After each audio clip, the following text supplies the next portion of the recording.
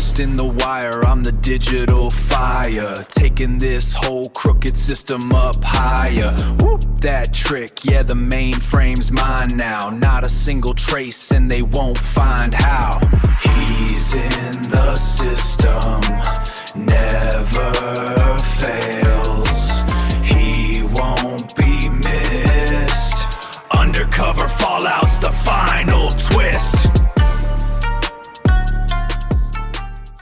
The U.S.-Mexico border functions as one of the most heavily trafficked commercial choke points on Earth.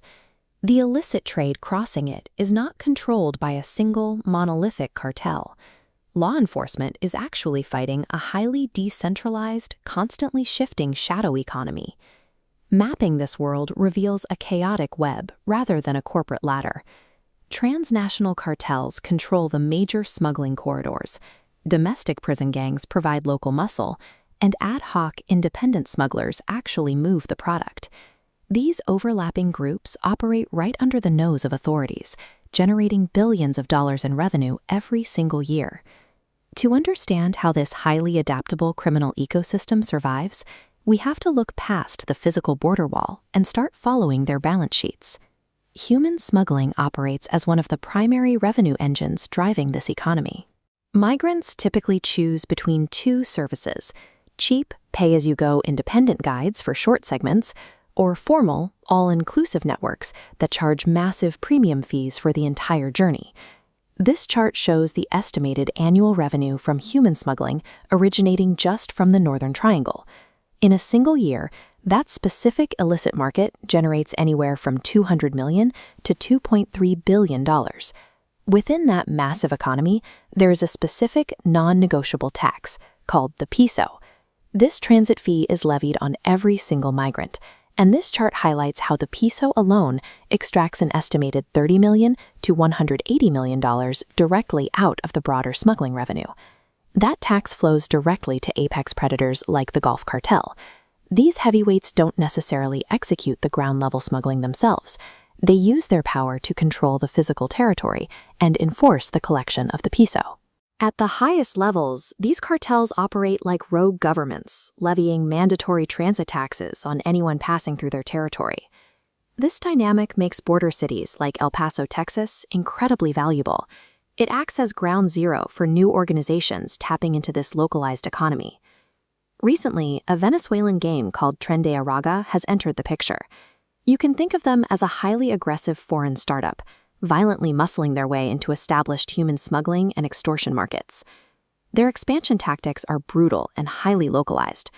In El Paso, their operations recently escalated to the point where they effectively took over the downtown Gateway Hotel to run their criminal enterprises. While new groups fight for a foothold, traditional cartels rely on reliable domestic subcontractors. They routinely hire powerful prison gangs, like the Texas Syndicate, to handle local drug distribution and carry out contract killings. The Texas Syndicate maintains a strict internal financial structure. They mandate what they call the dime, a non-negotiable 10% tax on all their members' outside illicit earnings, which funds the gang's imprisoned leadership. Whether you look at apex cartels or local prison gangs, every tier of this underworld utilizes a strict corporate-style taxation model to ensure the money continuously flows upward. Managing a multi-billion-dollar shadow economy comes with massive corporate liabilities. Chief among them is protecting the operations leadership from rival organizations and law enforcement. Gulf Cartel figure Juan Carlos de la Cruz Reyna faced exactly this kind of high-stakes operational expense in 2012. His U.S. federal prison sentence was ending. A standard deportation meant he would face certain assassination by rivals in Mexico or immediate arrest by Mexican authorities. His solution was entirely financial. He authorized $797,000 in bribe payments to undercover U.S. officials, simply to guarantee an unannounced, covert transport back to friendly cartel territory. In the economics of border crime, nearly $1 million in bribery functions as a calculated line item spent to protect a cartel's most valuable human capital. Physical cash is a massive logistical liability. Billions in illicit street revenue is completely useless until it is washed. Because of this, the modern law enforcement response is moving beyond physical arrests at the border and directly targeting the critical choke point of money laundering. This is where the U.S. Treasury's Financial Crimes Enforcement Network steps in. FinCEN is a government bureau with a specific mandate to safeguard the financial system by tracking and disrupting cartel financial flows. One of their primary tools is a Geographic Targeting Order, or GTO.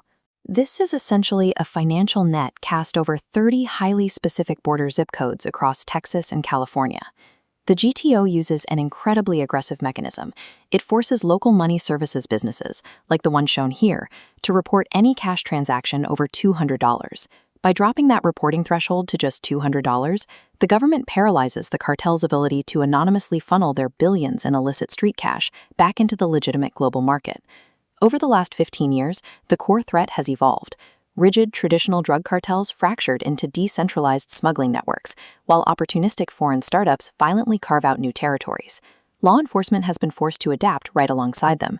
The objective has shifted from intercepting drugs at a physical wall to analyzing complex financial data networks across the globe.